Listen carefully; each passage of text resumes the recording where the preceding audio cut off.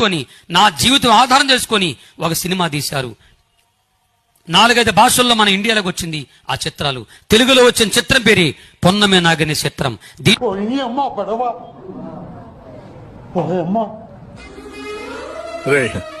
నువ్వు చదువుకొని పట్టభద్రుడురా. ఇంట్లో సినిమాటర్ చిరంజీవిని సినిమాటర్ గారు నా యాక్షన్ చేస్తూ నేను చనిపోయినట్లుగా దాంట్లో చిత్రీకరించారు. దాంట్లో కొన్ని కలపలాగా పెంచుకున్నారు, పూర్తి కాదు, తీశారు. ప్రఖ్యాత నవల రచయిత నలతరాజు, ఎర్రతరాజు, గోవిందరాజు, పాస్తరాజు, కోడిరాజు అని 5 రకాల పేర్లు కలిగిన పాముల విషయాన్ని నేను పుట్టిన మొదలుకొని నాకు 13 సంవత్సరాల వయసు వచ్చే వరకు నాకు పామిషం తాగిస్తూనే ఉన్నారు. ఏమిటండి మీరు మాట్లాడేది?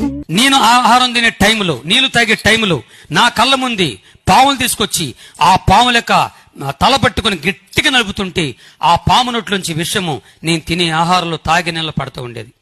హలో బ్రదర్, ఓకే, నువ్వేం మాట్లాడుతున్నావు అర్థమవుతుందా నీకు? ఒక తెలిసిన కాడ నుంచి నేను భూమి మీద నడిచేవాడిని కాదు. సెట్ల మీద నా ప్రయాణం. ఈ సెట్ నుంచి ఆ సెట్ మీదకి కోతులుగా ఎగిరిపోతుండేవాడిని. చెన్నై నుంచి, మద్రాసు నుండి ఏబిఎం సినిమా సంస్థ వాళ్ళు భద్రాచలం అడవిలోకి వచ్చి సినిమా షూటింగ్ తీస్తా ఉన్నారు. నేను వాళ్ళకి కనిపించాను. వాళ్ళని ఫోటో తీసుకొని ఎందుకు ఈ మనిషి ఇలా ఉన్నాడని నా గురించి తెలుసుకొని నా తండ్రి ద్వారా మా